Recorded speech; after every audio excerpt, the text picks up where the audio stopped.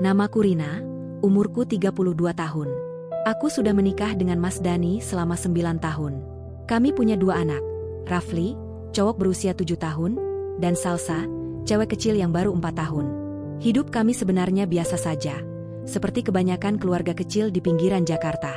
Mas Dani kerja di perusahaan swasta sebagai staf administrasi, gajinya 6 juta rupiah bersih setiap bulan. Aku sendiri ibu rumah tangga sepenuhnya, mengurus rumah, anak-anak, masak, cuci, dan segala macamnya. Dulu, waktu baru nikah, semuanya terasa indah sekali. Mas Dani orangnya baik, penyayang, dan selalu bilang kalau dia yang bertanggung jawab atas keuangan keluarga. Setiap gajian, dia serahkan semua uangnya ke aku, tapi dia bilang, "Kamu pegang buat kebutuhan rumah ya, Lin." Aku ambil secukupnya untuk jajan sama bensin. Aku percaya saja. Aku pikir, ya sudah, dia kan kepala keluarga, pasti tahu yang terbaik. Tapi lama-lama aku sadar, secukupnya, versi Mas Dani itu beda banget sama versiku. Dia suka banget traktir teman-teman kantornya makan di luar. Kadang pulang bawa cerita, "Tadi aku traktir anak-anak buat makan bakso, Lin. Seneng aja lihat mereka makan lahap." Atau tiba-tiba beli gadget baru, katanya diskon besar. Aku diam saja, karena aku nggak mau ribut. Lagian, aku pikir, selama rumah tangga aman, anak-anak sekolah lancar, ya sudahlah. Tapi ternyata tidak aman sama sekali. Semuanya mulai terbuka sekitar setahun yang lalu. Aku lagi beres-beres kamar, nemu map berisi tagihan kartu kredit Mas Dani yang tersembunyi di bawah tumpukan baju kerjanya. Aku buka karena penasaran, dan jantungku langsung berhenti berdetak. Saldo hutangnya sudah 38 juta rupiah.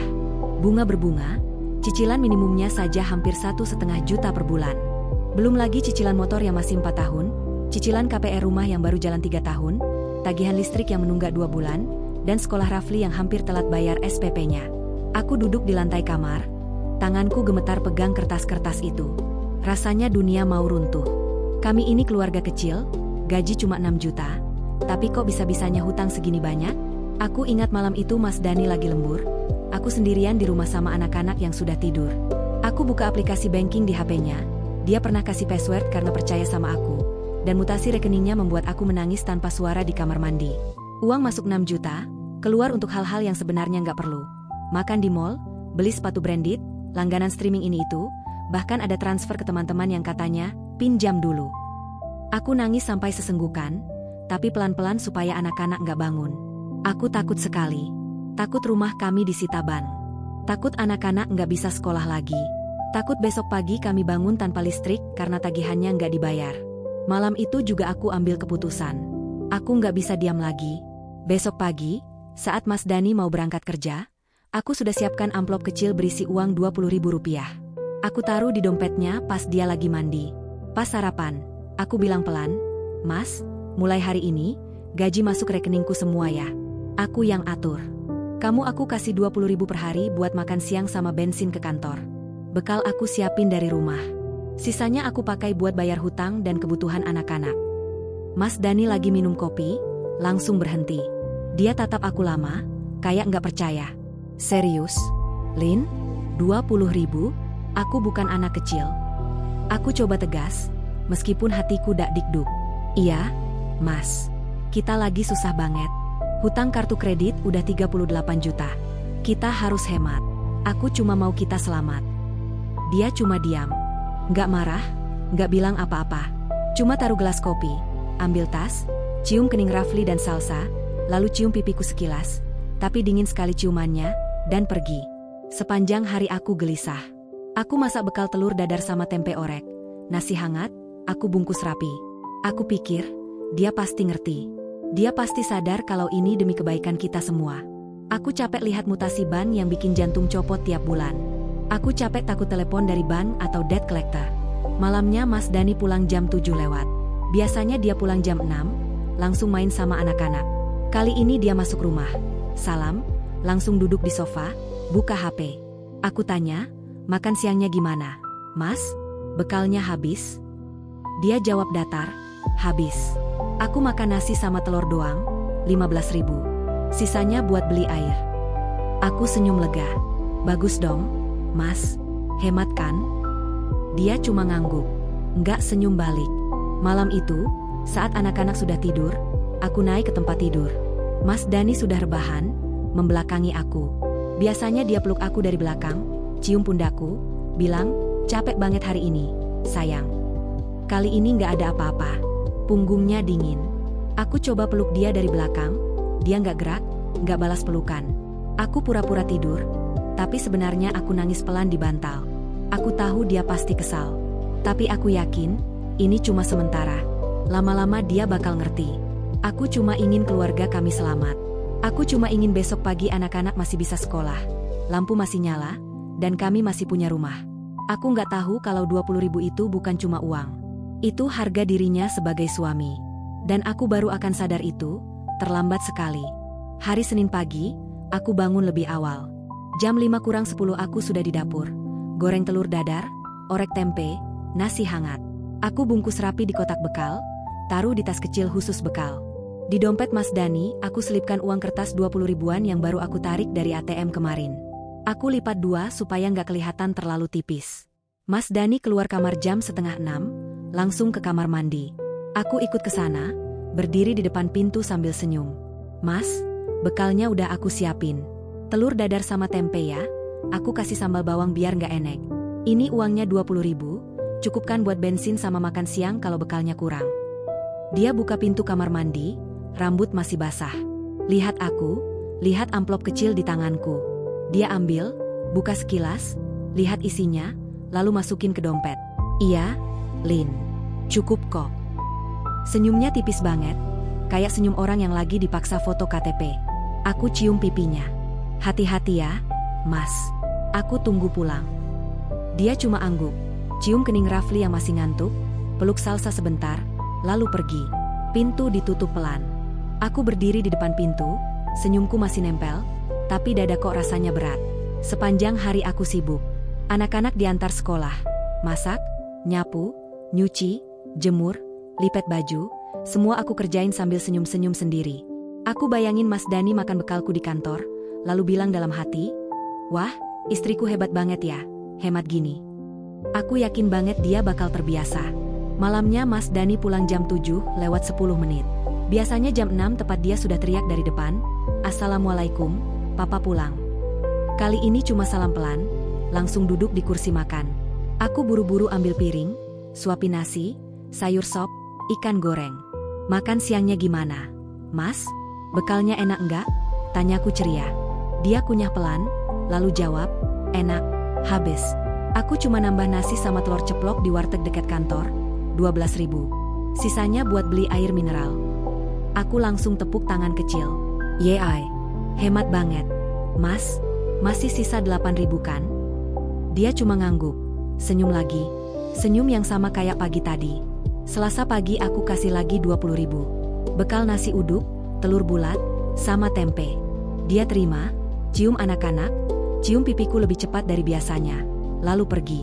Rabu, Kamis, Jumat, polanya sama. Pagi aku kasih 20.000, dia terima tanpa komentar. Malamnya aku tanya, dia jawab singkat, makan nasi sama telur, 15.000. Atau, makan bakso kecil, 14.000. Atau, cuma makan roti sama kopi, 10.000. Aku seneng banget. Dalam hati aku hitung-hitung, kalau sebulan dia cuma pakai 15.000 sehari, berarti aku bisa hemat hampir 1 juta buat bayar hutang. Tapi mulai hari Rabu malam aku perhatiin ada yang aneh. Biasanya Mas Dani pulang, langsung main sama Rafli. Main mobil-mobilan, bantu PR, atau gendong Salsa muter-muter rumah. Sekarang dia pulang, salam, duduk di sofa, buka HP, scroll-scroll lama. Kalau anak-anak mendekat, dia peluk sebentar, lalu bilang, Papa capek dulu ya, nak. Kamis malam aku lihat dia duduk di teras sendirian, merokok. Padahal dia jarang banget ngerokok di rumah kalau nggak stres. Aku dekati, duduk di sebelahnya. Mas, kenapa sih? Capek banget ya? Dia hembuskan asap pelan. Iya, capek. Aku pegang tangannya. Sabar ya, Mas. Ini cuma sementara. Nanti kalau hutang udah lunas, aku kasih lebih kok. Dia cuma angguk, matanya lihat ke jalan. Nggak balas genggam tanganku. Jumat malam, biasanya kami suka duduk bareng di ruang tamu sambil nonton sinetron atau kartun anak-anak. Kali ini Mas Dani langsung masuk kamar setelah makan. Aku ikut masuk, Dia sudah rebahan, HP di tangan, scroll timeline. Aku naik ke kasur, peluk dia dari belakang kayak biasa. Mas, aku bangga banget sama kamu. Seminggu ini hemat banget. Kita pasti bisa lunasin hutang cepat. Dia diam lama. Lalu pelan-pelan dia taruh HP, balik badan, peluk aku balik. Tapi pelukannya dingin. Kayak orang peluk karena terpaksa. Tidur ya, Lin? Capek, katanya pelan. Aku cium pipinya. Iya, Mas. I love you. Dia cuma, iya. Malam itu aku tidur sambil senyum. Aku yakin semuanya bakal baik-baik saja. Aku nggak tahu kalau dibalik senyum tipis dan jawaban singkat itu, Mas Dani sedang menahan sesuatu yang sangat berat. Dia menahan rasa malu. Dia main polinomial rasa dipermalukan. Dia menahan perasaan jadi laki-laki yang nggak lagi punya kuasa atas uang hasil keringatnya sendiri. Dan aku masih terlalu sibuk menghitung penghematan 5-8 ribu per hari. Sampai lupa menghitung luka di hatinya yang bertambah setiap kali aku selipkan uang 20 ribuan itu ke dompetnya.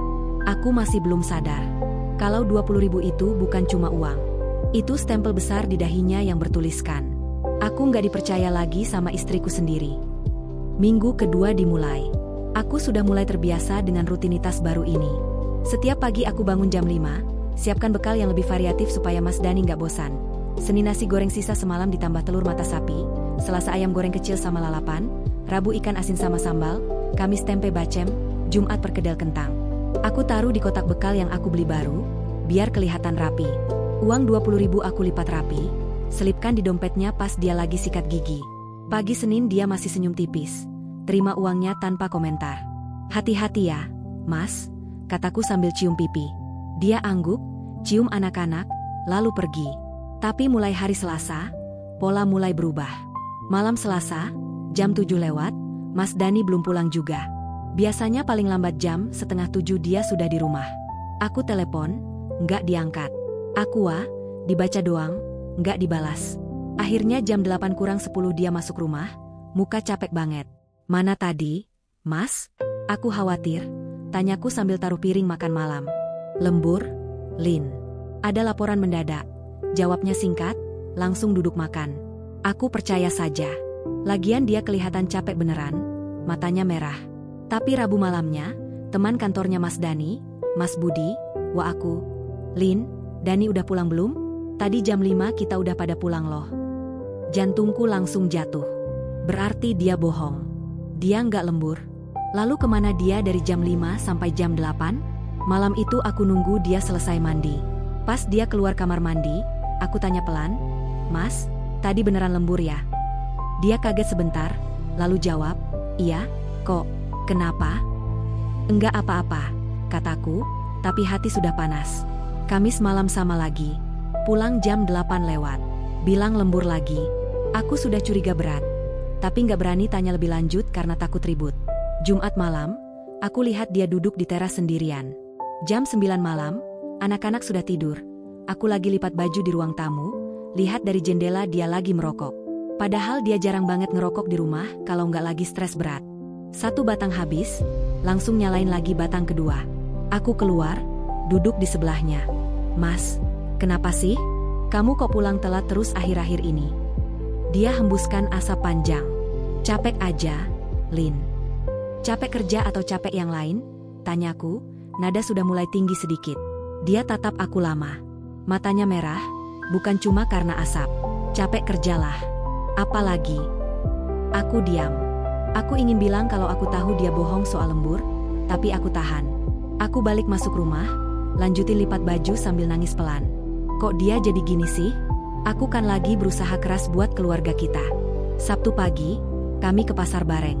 Biasanya Mas Dani suka beli jajan buat anak-anak. Coki-coki, beng-beng, atau permen Yupi. Kali ini Rafli nunjuk-nunjuk coki-coki di rak dekat kasir. Pak, mau yang ini, Pak. Mas Dani lihat coki-coki itu, harganya cuma 5 ribu. Dia tatap aku. Aku geleng pelan, hampir nggak kelihatan. Dompetnya kan cuma ada sisa uang kemarin. Mungkin Mei 10 ribu doang, itu pun harus buat bensin Senin. Mas Dani balik lihat Rafli. Besok ya, nak, papa lupa bawa uang lebih. Rafli manyun langsung. Kapan besoknya? Selalu besok terus. Mas Dani cuma diam.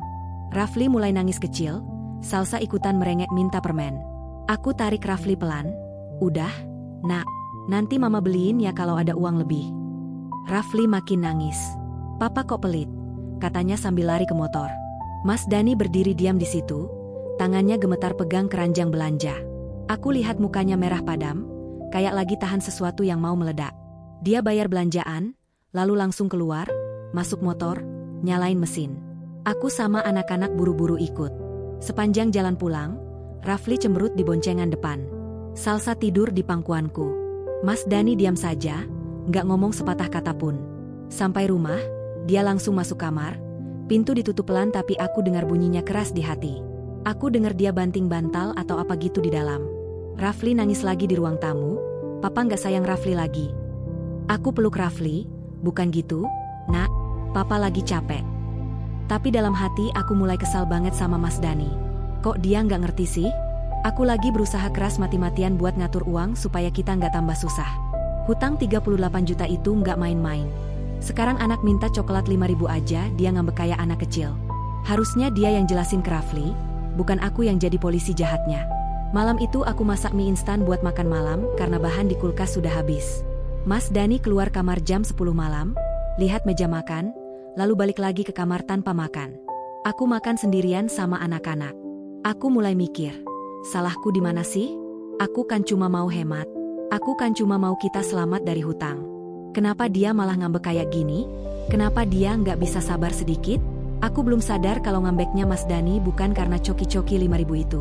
Tapi karena setiap kali Rafli minta sesuatu ke papanya, dan papanya harus lihat muka istrinya dulu hanya untuk beli coklat 5.000. Setiap kali dia harus bilang, besok, padahal dia tahu besok juga nggak ada uang. Setiap kali dia merasa bukan lagi kepala keluarga, tapi cuma ATM berjalan yang harus minta izin istri untuk beli rokok sebatang pun. Aku masih mikir dia cuma ngambek biasa. Padahal dia sudah mulai membenci cara aku mengatur dia. Dan kebencian itu tumbuh pelan-pelan, hari demi hari, setiap kali aku selipkan uang 20.000 itu ke dompetnya. Hari Jumat malam, tanggal gajian. Aku sudah siapkan amplop kecil untuk minggu depan. 5 lembar 20 ribuan, total 100.000. Aku taruh di atas meja makan, biar Mas Dani lihat sendiri kalau aku tetap konsisten. Aku bangga banget. 2 minggu ini dia nggak pernah minta lebih. Berarti kan berhasil. Jam 7:30 Mas Dani pulang. Langsung masuk kamar, ganti baju, lalu keluar lagi ke ruang makan. Matanya langsung tertuju ke amplop itu. Dia ambil, buka, hitung dalam diam, lalu taruh lagi di meja. Lin, aku mau ngomong. Katanya pelan, tapi suaranya berat. Aku lagi nyuapin salsa, langsung taruh sendok. Ngomong apa, Mas? Aku butuh uang lebih. Besok teman-teman kantor ngajak makan bareng di resto Jepang dekat kantor. Udah lama kita nggak kumpul. Aku selalu nolak. Malu tahu nggak? Aku langsung geleng. Nggak bisa, Mas. Kita lagi susah. Hutang kartu kredit masih 37 juta lebih. Sabar dulu. Dia tarik napas panjang. Lin, aku ngerti kita lagi bayar hutang. Tapi aku juga manusia. Aku kerja tiap hari, pulang capek, temen ngajak makan aja nggak bisa. Aku selalu bilang, lagi bokek. Terus, malu, Lin. Malu banget. Nada suaranya mulai naik. Aku juga mulai panas. Malu apa? Malu karena nggak bisa traktir lagi? Dulu kan kamu seneng banget traktir sana-sini sampai kita nyaris bangkrut. Sekarang aku yang benahi, malah ngambek. Dia berdiri mendadak. Kursi bergeser keras. Kamu pikir aku seneng hidup kayak gini? Tiap pagi buka dompet cuma ada 20.000, kayak anak minta uang jajan sama maknya. Aku suami kamu, Lin, bukan anak kecil. Aku juga berdiri. Kamu lupa ya, Mas? Kamu yang bikin kita begini. Kartu kredit gesek sana-sini, traktir teman, beli barang gak perlu. Aku cuma selamatin keluarga kita. Selamatin keluarga atau selamatin harga diri kamu sendiri? Teriaknya. Kamu seneng banget kan ngatur-ngatur aku kayak gini. Biar kamu bisa bilang, aku yang benar, dia yang salah. Salsa mulai nangis di kursi makan. Rafli berdiri di pintu kamar, mata melotot takut. Aku sudah nggak bisa nahan air mata. Kamu egois. Kamu nggak ngerti aku takut tiap hari. Takut bank telepon, takut listrik mati, takut anak-anak nggak bisa sekolah. Aku cuma mau kita hemat. Mas, kenapa kamu nggak bisa ngerti? Dia ketawa getir. Hemat? Kamu buat aku kayak pengemis di rumah sendiri. Aku kerja mati-matian, gaji aku, tapi aku harus minta-minta sama istri sendiri. Kamu tahu nggak rasanya tiap pagi buka dompet cuma ada 1 lembar 20.000? Rasanya kayak ditampar tiap hari. Aku menangis keras. Kalau kamu nggak suka, ya sudah. Cari istri lain yang mau ditraktir tiap hari sama kamu. Biar hutangnya 100 juta sekalian. Dia diam. Matanya merah. Napasnya cepat. Lalu dia ambil kunci motor di meja, pakai sandal, dan keluar rumah. Pintu dibanting keras sampai Salsa teriak ketakutan. Aku langsung peluk Salsa, peluk Rafli, kami bertiga nangis bareng di ruang makan. Aku nggak tahu Mas Dani kemana, aku cuma dengar suara motornya menjauh. Jam 10 malam aku coba telepon. Nggak diangkat, wah dibaca doang. Jam 11 aku telepon lagi. Mati. Aku panik. Anak-anak sudah tidur. Aku duduk di ruang tamu sendirian, peluk bantal, nangis sampai sesenggukan. Aku buka dompet Mas Dani yang tertinggal di meja. Di dalamnya cuma ada KTP, kartu kantor, dan 1 lembar 20 ribuan untuk hari Senin. Aku pegang uang itu, lalu aku nangis lagi. Aku sadar dia keluar rumah tanpa uang sepeser pun. Jam 1 malam aku dengar suara motor pelan di depan rumah. Aku buka pintu pelan-pelan. Mas Dani duduk di atas motor, di bawah lampu jalan. Dia nggak masuk. Cuma duduk, tangan di stang, kepala tertunduk. Aku lihat pundaknya naik turun pelan. Dia nangis. Aku dekati dia. Mas, pulang yuk. Udah malam. Dia nggak angkat muka. Suaranya serak. Aku nggak punya uang bensin. Lin, tadi muter-muter doang sampai bensin habis. Aku dorong motor dari pom bensin dekat masjid. Hatiku langsung remuk. Aku pegang tangannya. Dingin sekali. Maaf, Mas. Maafin aku. Pulang yuk. Dia akhirnya turun dari motor. Kami masuk rumah bareng. Dia langsung ke kamar mandi. Aku dengar air kran dibuka keras. Aku tahu dia nangis di dalam sana. Aku duduk di pinggir kasur, nunggu dia keluar. Pas dia keluar, matanya bengkak. Dia langsung rebahan, membelakangi aku. Aku peluk dia dari belakang, nangis di pundaknya. Maaf, Mas, aku salah teriak tadi. Aku cuma takut. Dia diam lama. Lalu pelan-pelan tangannya memegang tanganku yang melingkar di perutnya. Tapi dia nggak bicara apa-apa. Malam itu kami tidur tanpa ngomong lagi. Punggungnya tetap membelakangi aku. Aku nangis pelan sampai pagi, bantal basah kuyup. Pertengkaran pertama yang benar-benar keras. Dan itu cuma permulaan. Setelah malam pertengkaran itu, rumah jadi sangat sepi. Kami masih ngomong, tapi cuma soal anak-anak dan kebutuhan sehari-hari. Tidak ada lagi, sayang. Tidak ada lagi cium pagi, tidak ada lagi peluk dari belakang waktu aku masak. Mas Dani pulang kerja. Salam, main sebentar sama Rafli dan Salsa, makan, mandi, tidur. Selesai. Aku malah tambah ketat. Aku takut kalau aku longgar sedikit saja, dia bakal balik lagi ke kebiasaan boros. Jadi aku mulai cek HP-nya diam-diam setiap malam pas dia tidur. Aku buka mutasi GoPay, OVO, dan aplikasi BAN. Semua bersih. Aku lega. Tapi suatu malam, hari Rabu minggu ketiga, aku lihat notifikasi dari teman kantornya, Mas Budi. Dan, 50.000 udah aku transfer ya. Besok balikin aja kalau udah gajian lagi. Santai aja bro. Jantungku langsung jatuh ke lantai. 50.000. Dia pinjam uang teman. Buat apa? Makan bareng? Beli rokok? Aku langsung panas. Besok paginya aku kasih uang 20.000 seperti biasa. Tapi malamnya aku tunggu dia pulang. Jam 8 dia masuk rumah. Aku langsung tarik dia ke kamar, tutup pintu pelan supaya anak-anak nggak dengar. Mas, kemarin kamu pinjam uang sama Mas Budi 50.000 ya? Tanyaku dengan suara bergetar. Dia kaget, matanya membelalak sebentar, lalu cepat-cepat dia buka HP, lihat chat itu.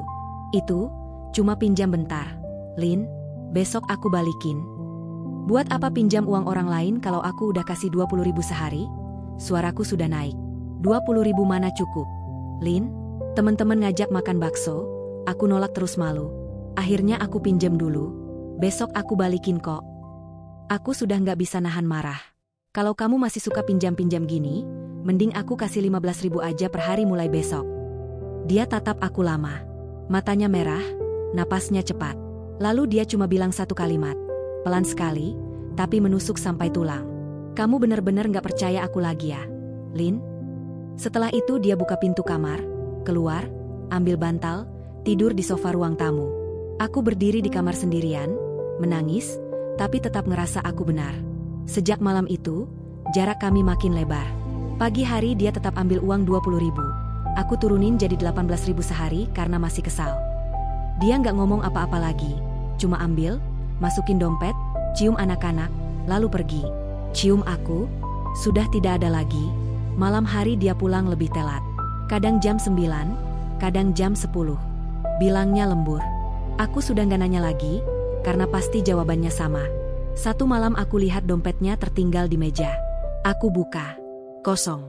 Hanya ada KTP dan kartu kantor. Uang 18.000 yang aku kasih pagi tadi sudah habis semua. Aku jadi curiga, dia makan apa malam ini? Besoknya aku tanya Rafli, kemarin papa pulang jam berapa? Nak? Rafli jawab polos, papa pulang malam banget, MA. Udah jam 9 lebih. Papa bilang papa capek, terus langsung tidur. Aku cuma diam. Minggu keempat, aku mulai sadar dia jarang makan malam di rumah. Kalau aku tanya, jawabannya selalu, udah makan di kantor, atau udah makan sama teman. Badannya mulai kurus. Baju kerja yang dulu pas, sekarang agak longgar di pinggang. Aku mulai takut, tapi gengsi untuk minta maaf duluan. Aku masih ngerasa aku yang benar. Aku kan lagi selamatin keluarga kita. Satu malam hujan deras. Jam setengah 11 Mas Dani belum pulang juga. Aku sudah mau tidur, tiba-tiba dengar suara motor berhenti di depan rumah. Aku buka pintu, dia masuk basah kuyup, jaketnya menetes-netes air. Rambut basah, bibir agak pucat. Mandi dulu, Mas. Nanti sakit, kataku pelan. Dia cuma angguk, masuk kamar mandi. Aku kasih handuk di depan pintu. Dia buka pintu sedikit, ambil handuk, tapi nggak bilang apa-apa. Pintu ditutup lagi. 5 menit kemudian aku dengar suara aneh dari kamar mandi. Suara sesenggukan kecil, tertahan. Aku tempel telinga di pintu. Dia nangis. Suami aku nangis di dalam kamar mandi, sendirian, di bawah air shower yang masih mengalir keras supaya suaranya nggak kedengeran. Hatiku langsung remuk. Aku mau buka pintu, tapi tanganku berhenti di gagang. Aku takut. Takut dia malah tambah malu kalau aku tahu dia nangis. Aku balik ke kamar, duduk di pinggir kasur, peluk bantal, nangis sendiri tanpa suara. Malam itu aku sadar, cara aku mengatur, dia sudah membuatnya menangis di kamar mandi. Tapi aku masih terlalu gengsi untuk bilang maaf. Aku masih terlalu takut kalau aku longgar, hutang bakal balik lagi. Jadi aku tetap kasih 18.000 keesokan paginya. Dia ambil tanpa senyum, tanpa ngomong, tanpa lihat aku. Dan jarak antara kami sekarang bukan cuma fisik, tapi juga hati. Dia masih tidur di rumah yang sama, tapi rasanya dia sudah pergi jauh sekali. Bulan kedua. Rumah sudah seperti hotel transit. Mas Dani masuk, mandi, makan kalau sempat, main sebentar sama anak-anak, lalu tidur. Pagi-pagi dia pergi sebelum aku bangun. Uang 18.000 tetap aku selipkan di dompetnya setiap malam, dia tetap ambil tanpa komentar. Kami sudah hampir nggak ngomong sama sekali. Satu malam, jam setengah 11, aku masih bangun karena salsa rewel. Aku lihat lampu kamar depan masih nyala. Mas Dani duduk di sofa, lagi buka HP dengan serius. Aku ngintip dari celah pintu. Dia lagi daftar sesuatu di aplikasi Gojek. Foto KTP, foto motor, foto SIM, semua dia ambil pakai kamera HP. Aku langsung tahu, dia mau jadi driver ojol. Pagi harinya aku pura-pura nggak tahu. Aku tetap kasih 18.000. Dia pergi seperti biasa. Malam pertamanya narik, dia pulang jam 11 lewat. Badan bau bensin dan keringat. Jaket driver warna hijau terlipat di tangan. Dia masuk pelan-pelan, takut bangunin anak-anak. Aku lagi duduk di ruang tamu, pura-pura nonton TV. Ngapain sampai malam? Mas? Tanyaku datar. Lembur? Jawabnya, mata nggak berani lihat aku. Aku lihat jaket Gojeknya. Lembur kok pakai jaket Gojek? Dia diam beberapa detik, lalu tarik napas panjang. Aku narik ojol, Lin. Malam doang, jam 7 sampai 11. Capek, tapi lumayan. Aku langsung panas. Ngapain capek-capek narik ojol? Kan aku udah atur semua. Kamu nggak percaya aku bisa ngatur uang ya? Dia ketawa kecil, tapi getir. Kamu atur uang? Iya, tapi kamu nggak atur harga diri aku, Lin. Dia masuk kamar mandi, pintu ditutup keras. Sejak itu pola baru dimulai. Pagi jam 6 dia berangkat ke kantor. Pulang kantor jam 5, Istirahat bentar, makan cepat, lalu pakai jaket hijau, narik sampai jam 11 atau 12 malam. Kadang hujan, kadang panas terik, dia tetap keluar. Badannya makin kurus. Tulang pipinya mulai menonjol. Matanya selalu merah karena kurang tidur. Aku malah tambah kesal.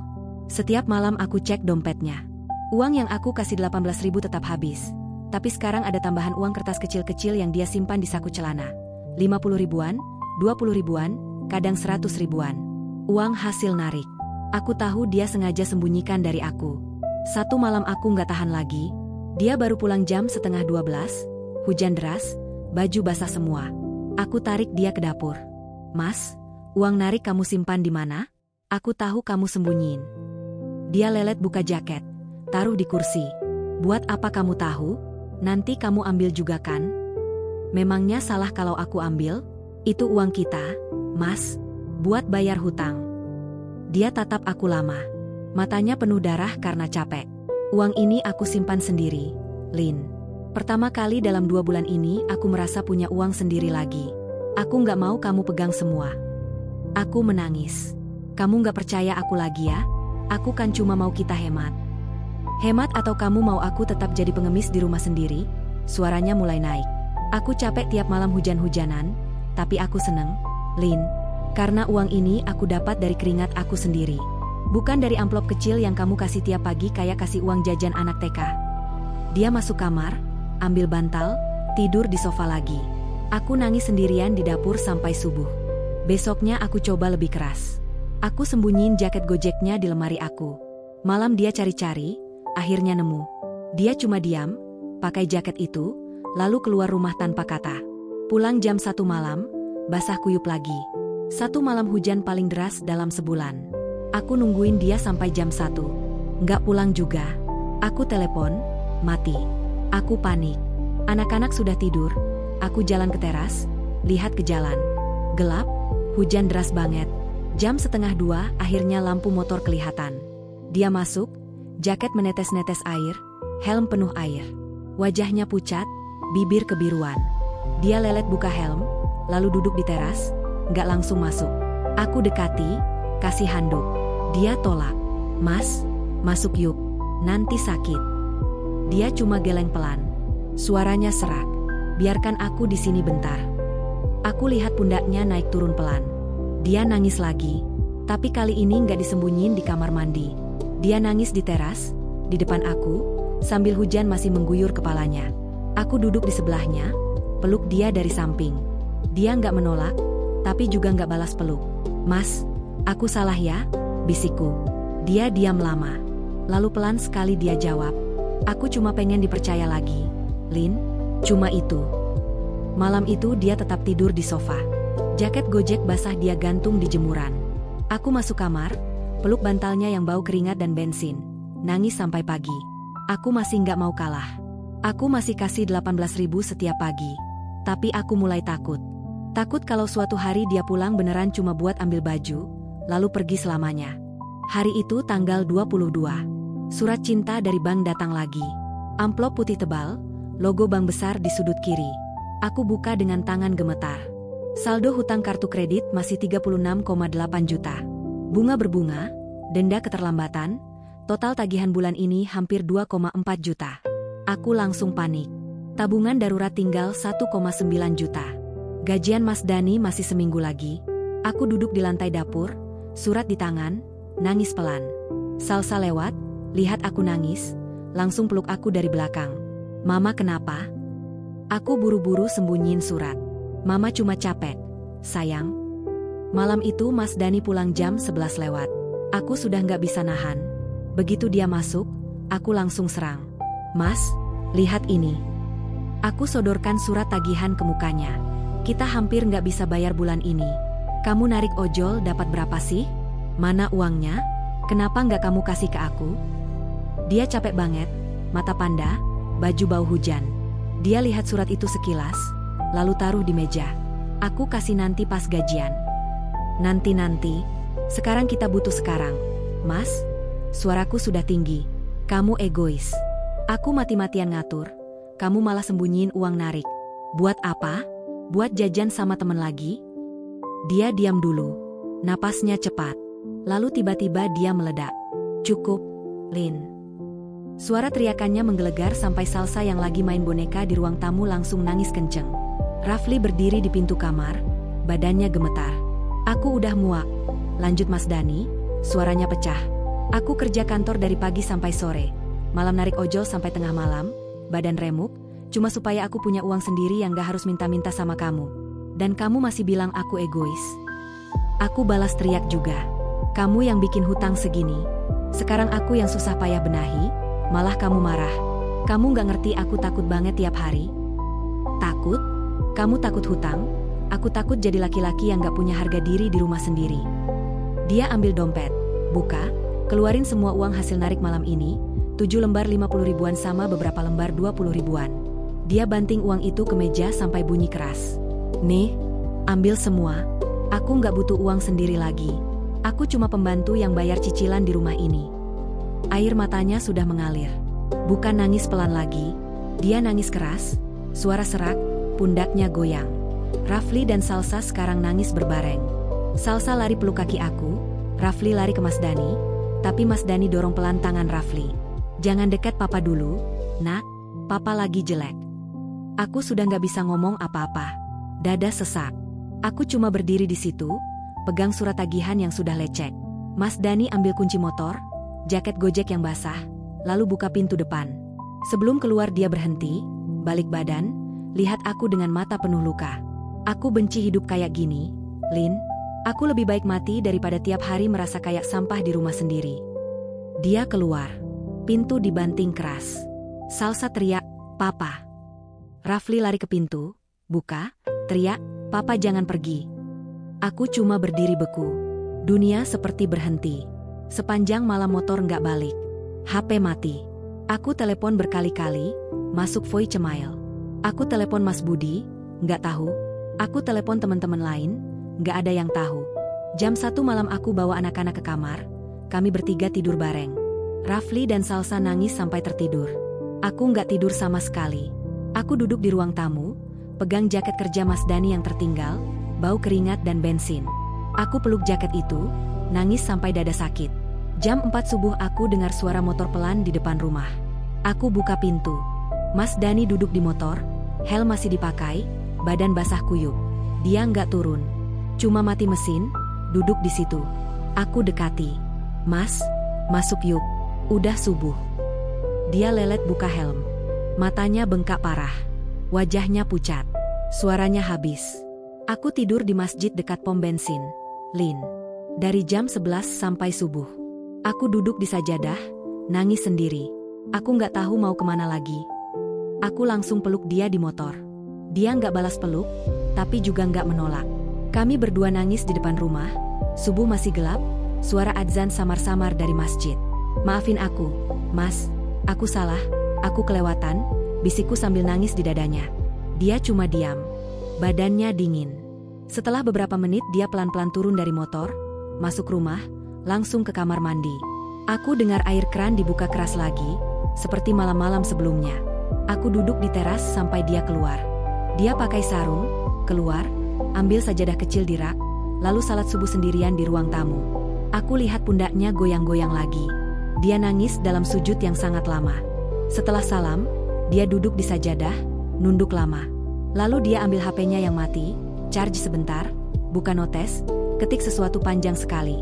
Selesai, dia kirim ke WA aku. Aku buka. Isinya satu pesan panjang. "Lin, aku minta maaf pernah boros dan bikin kamu takut.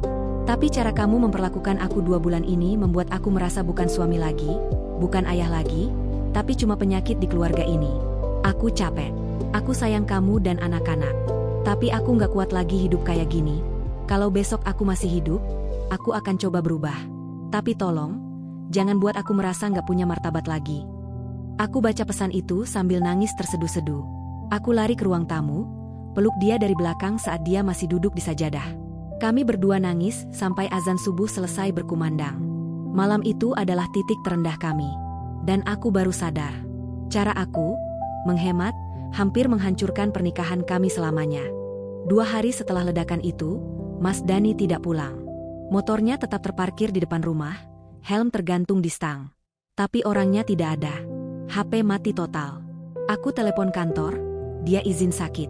Aku telepon Mas Budi, katanya Mas Dani cuma bilang, butuh sendiri dulu. Aku panik. Rafli tiap malam nangis minta papa. Salsa rewel terus. Aku cuma bisa bilang, papa lagi dinas jauh, sebentar lagi pulang. Hari ketiga, jam 2:30 pagi, aku terbangun karena Salsa demam tinggi. Suhu 39,8 derajat Celcius. Badannya panas banget, nangis lemah, muntah 2 kali. Aku gendong dia ke ruang tamu, kasih kompres, tapi demam gak turun. Rafli ikut bangun, takut lihat adiknya. Aku telepon tetangga minta tolong antar ke IGD rumah sakit terdekat. Tabungan darurat tinggal 1,4 juta. Biaya dokter spesialis anak malam hari plus infus bisa 801 juta. Aku gemetar hitung-hitung sendiri di kepala. Sampai di IGD, dokter bilang harus rawat inap minimal 2 hari, kemungkinan DBD. Estimasi biaya 3-4 juta. Aku langsung lemas. Uang di dompet cuma 350 ribu, di ATM 1,1 juta. Kurang jauh. Aku duduk di koridor rumah sakit, Salsa digendong perawat, Rafli tidur di kursi plastik. Aku nangis pelan sambil pegang HP. Aku buka wa Mas Dani, masih centang 1. Aku ketik panjang, hapus lagi, ketik lagi, hapus lagi. Akhirnya aku cuma nulis 1 kalimat. Mas, Salsa masuk rumah sakit. Aku nggak punya uang. Tolong pulang. Aku kirim. Centang 2, tapi tidak dibaca. Jam 5 subuh, aku sudah putus asa. Aku telepon mama aku di kampung, nangis minta kirim uang. Mama bilang paling besok siang baru bisa cair. Aku matiin telepon, peluk Rafli, nangis tanpa suara. Tiba-tiba pintu IGD terbuka keras. Mas Dani masuk dengan langkah cepat. Jaket gojek basah kuyup, rambut acak-acakan, mata merah dan bengkak parah. Dia langsung lari ke aku. Salsa mana? Suaranya serak. Aku cuma nunjuk ke ruang perawatan anak. Dia lari ke sana, buka pintu, lihat Salsa terbaring lemah dengan infus di tangan kecilnya. Aku lihat pundak Mas Dani ambruk. Dia masuk, peluk Salsa pelan, cium keningnya berkali-kali, nangis tanpa suara. Aku berdiri di pintu, nggak berani masuk. Dia keluar 5 menit kemudian, tarik aku ke koridor. Berapa biayanya? Tanyanya langsung. Kurang lebih 3,5 juta, Mas. Aku cuma punya 1,1. Dia buka tas kecil yang selalu dia bawa narik ojol. Di dalamnya ada dompet lusuh penuh uang kertas kecil-kecil, hasil 2 bulan narik malam. Dia hitung cepat di tangan, 2,3 juta rupiah. Dia sodorkan semua ke aku. Tangannya gemetar. Bawa Salsa berobat. Semua pakai ini. Aku nggak mau anakku kenapa-kenapa gara-gara kita bodoh. Aku pegang uang itu, langsung nangis keras. Aku jatuh ke pelukannya di tengah koridor rumah sakit. Dia peluk aku erat-erat, pundaknya basah oleh air mataku. Maafin aku, Mas, maafin aku. Aku terseduh-seduh di dadanya. Dia nggak jawab apa-apa, cuma peluk aku lebih erat, kepalanya tertunduk di pundakku. Aku rasakan air matanya jatuh ke leherku, panas. Kami berdiri begitu lama, sampai perawat lewat dan tersenyum kecil lihat kami. Setelah bayar administrasi, Salsa dipindah ke kamar rawat inap. Mas Dani gendong Rafli yang masih ngantuk. Aku gendong tas. Kami masuk kamar, Salsa tidur lemah dengan infus.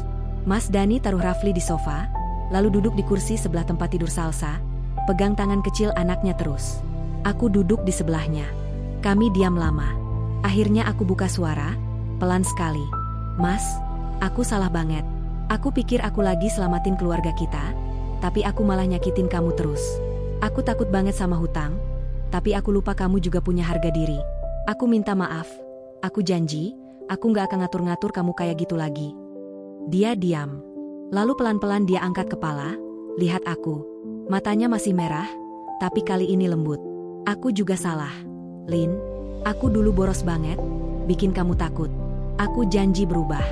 Tapi aku cuma minta satu, percaya aku lagi. Jangan buat aku merasa kayak orang asing di rumah sendiri. Aku angguk cepat-cepat, nangis lagi. Aku pegang tangannya yang pegang tangan Salsa itu. Mulai besok kita atur bareng ya, Mas. Transparan. Aku kembalikan 1 kartu ATM ke kamu. Tapi kita janji duduk bareng tiap minggu, buka semua tagihan, hitung bareng. Dia angguk. Lalu dia tarik aku ke pelukannya lagi. Kali ini pelukan yang hangat, yang sudah lama banget aku rindukan. Rafli bangun, Lihat kami berpelukan, langsung lari ikut peluk dari samping. Papa pulang. Papa nggak pergi lagi kan? Mas Dani cium kening Rafli. Nggak, Nak. Papa nggak kemana-mana lagi. Pagi harinya dokter bilang Salsa boleh pulang besok, kalau demam sudah turun stabil. Kami berempat tidur di kamar rawat inap sempit. Salsa di kasur pasien, Mas Dani selonjoran di kursi, aku dan Rafli di sofa kecil. Tapi malam itu adalah malam paling tenang dalam 3 bulan terakhir. Sebelum tidur, Mas Dani bisik di telingaku. Lin, terima kasih udah gak nyerah sama aku. Aku balas bisik, air mata masih mengalir. Terima kasih udah mau balik. Padahal aku udah nyakitin kamu sejahat itu. Kami tidur saling gandeng tangan di atas selimut Salsa yang kecil. Uang 2,3 juta hasil keringat malamnya menyelamatkan nyawa anak kami. Dan malam itu juga menyelamatkan pernikahan kami. Aku akhirnya sadar salahku di mana. Hemat itu penting, tapi harga diri suami jauh lebih mahal daripada 20.000 sehari. 1 tahun sudah berlalu sejak malam di rumah sakit itu. Hutang kartu kredit tinggal 2,8 juta lagi. 2 bulan lagi lunas total. Cicilan rumah dan motor tetap lancar. Tabungan darurat sudah 12 juta. Tabungan pendidikan anak-anak 18 juta. Semua tercatat rapi di buku catatan tebal yang kami simpan di laci meja makan, lengkap dengan coretan pensil warna Rafli yang suka ikut-ikutan, rapat. Setiap minggu malam tetap jadi jadwal suci. Meja makan kami bersihkan, laptop dibuka, kopi 2 gelas, dan pisang goreng hangat. Kadang rapat selesai cepat. Kadang sampai jam 1 malam karena kami keasyikan cerita. Anak-anak sudah terbiasa. Kalau lampu ruang makan masih nyala sampai larut, artinya papa mama lagi ngitung duit, jadi mereka tidur sendiri tanpa rewel. Mas Dani sekarang jadi kepala seksi di kantor. Gajinya naik jadi 8,2 juta bersih. Tapi yang bikin aku bangga bukan nominalnya. Yang bikin aku bangga adalah setiap gajian dia langsung transfer semua ke rekening bersama, lalu kirim screenshot ke aku sambil tulis, "Silakan diatur, Bu Kepala Keuangan." Aku percaya 100%. Aku selalu balas stiker ciuman sama tulisan, "Terima kasih suami terbaik sedunia." Hari ini adalah ulang tahun Salsa yang kelima, sekaligus hari Sabtu terakhir sebelum kartu kredit lunas total. Pagi-pagi aku bangun jam 4. Aku buat nasi kuning lengkap, ayam goreng, telur pindang, orek tempe, sambal, kerupuk. Aku hias piring besar pakai irisan mentimun bentuk bunga. Rafli bangun ikut bantu. Dia yang taburin bawang goreng sambil bilang, "Biar adik Salsa kaget." Mas Dani masuk dapur dari belakang, peluk aku erat, dagunya di pundakku seperti dulu. "Pagi, istriku," bisiknya lembut. "Pagi, suamiku," aku balas sambil balik cium pipinya. Dia lihat meja makan yang sudah penuh, mata langsung berkaca-kaca. "Kamu masih ingat ya? Dulu waktu kita baru nikah, tiap ulang tahun aku selalu minta nasi kuning buatan kamu." Aku angguk, air mata juga sudah menetes. Ingat banget. Makanya hari ini aku buat lagi. Malam harinya rumah kecil kami penuh tawa. Balon-balon merah muda dan kuning menempel di dinding. Kue tart coklat ukuran 20 cm. Atasnya tulisan, "Happy 5 TH Birthday Salsa," dan gambar unicorn kecil yang Mas Dani gambar sendiri pakai squid cream. Harganya 210.000, dibeli dari uang bonus kantor minggu lalu. Salsa pakai dress princess warna pink yang kami beli bareng di pasar malam. Rafli pakai kemeja batik baru warna biru tua, dasi kupu-kupu yang dia pilih sendiri. Mas Dani pakai kemeja putih lengan digulung, celana jeans hitam, wangi parfum yang sama seperti waktu kami pacaran dulu. Aku pakai gamis sederhana warna krem, tapi malam ini terasa seperti gaun pengantin lagi. Kami nyanyi, "Selamat ulang tahun," sampai 3 kali karena Salsa minta diulang. Lilin 5 batang ditiup sampai pipi Salsa merah. Rafli tepuk tangan sampai tangannya sakit. Setelah potong kue, Mas Dani berdiri, ambil amplop tebal dari saku belakang. "Ini hadiah spesial dari Papa, Mama, dan Kak Rafli." Salsa buka dengan semangat. Di dalamnya ada 2 lembar kertas. Pertama, sertifikat lunas kartu kredit dari bank, cap merah besar, lunas, dan tanda tangan notaris. Kedua, kartu tabungan junior atas nama Salsa dengan saldo 5 juta rupiah, uang hasil narik ojol Mas Dani setahun lalu yang kami tambah setiap bulan. Salsa bengong, nggak ngerti. Rafli yang teriak duluan, "Wah, lunas." Mas Dani jongkok di depan Salsa, pegang tangan kecilnya. "Dulu Papa sama Mama pernah berantem hebat karena hutang. Nak, Papa salah, Mama juga salah. Tapi sekarang hutangnya sudah selesai. Dan uang ini buat kamu sekolah sampai besar. Papa janji nggak akan buat Mama takut lagi." Salsa cium pipi Papa berkali-kali. "Makasih Papa, Makasih Mama. Lalu Mas Dani berdiri, tarik aku ke tengah ruangan. Dia buka laci meja, keluarin satu benda kecil terbungkus kain merah. Dia buka kain itu perlahan. Di dalamnya adalah gelang emas putih tipis dengan liontin kecil bertulis, Rina Odani, 10 tahun. Kamu ingat nggak, Lin? Dulu waktu nikah, aku janji beliin gelang couple pas ulang tahun pernikahan ke-10. Tapi karena hutang, janji itu aku telat setahun. Dia pasang gelang itu di pergelangan tanganku, lalu pasang gelang serupa, tanpa liontin nama, di tangannya sendiri. Terima kasih udah tetap pegang tanganku waktu aku hampir lepas. Katanya, suaranya bergetar. Aku sudah nggak bisa ngomong. Aku cuma peluk dia erat-erat, nangis di dadanya. Rafli dan Salsa lari ikut peluk dari samping. Kami berempat berpelukan di tengah ruang makan kecil, balon-balon bergoyang pelan, kue tinggal separuh, lilin sudah padam, tapi hati kami penuh cahaya. Malam itu, setelah anak-anak tidur, kami duduk di teras belakang. Bintang-bintang kelap-kelip di atas kepala. Angin malam sepau-sepau. Mas Dani pegang tanganku, jari-jari kami saling terkait. Lin, aku janji, mulai hari ini dan seterusnya, aku gak akan pernah lagi buat kamu takut soal uang. Dan aku juga janji gak akan pernah lagi diam kalau aku merasa terluka. Kita ngomong, kita selesaikan bareng. Aku angguk, air mata masih jatuh. Aku juga janji, Mas. Aku gak akan pernah lagi ngatur kamu sampai lupa kamu adalah suami aku, bukan anak buah aku. Kita tim, selamanya. Dia tarik aku ke pelukannya. Kami diam lama, cuma dengar suara jangkrik dan napas satu sama lain. Lalu dia bisik pelan di telingaku, terima kasih udah gak menyerah sama aku, waktu aku udah menyerah sama diri sendiri. Aku balas bisik, suara tersendat bahagia. Terima kasih udah mau pulang, ke aku dan anak-anak. Padahal aku pernah buat kamu merasa gak punya rumah. Kami berpelukan di teras sampai larut malam. Di dalam, rumah kontrakan kecil kami hangat penuh tawa anak-anak yang sudah tertidur. Hutang memang bisa lunas dengan uang. Tapi rumah baru benar-benar pulih ketika dua orang yang pernah saling melukai memilih untuk saling menyembuhkan. Dan malam itu, rumah kami bukan lagi tempat bertengkar soal 20.000. Tapi tempat kami belajar bahwa cinta yang terluka pun bisa sembuh total. Asalkan keduanya mau pulang.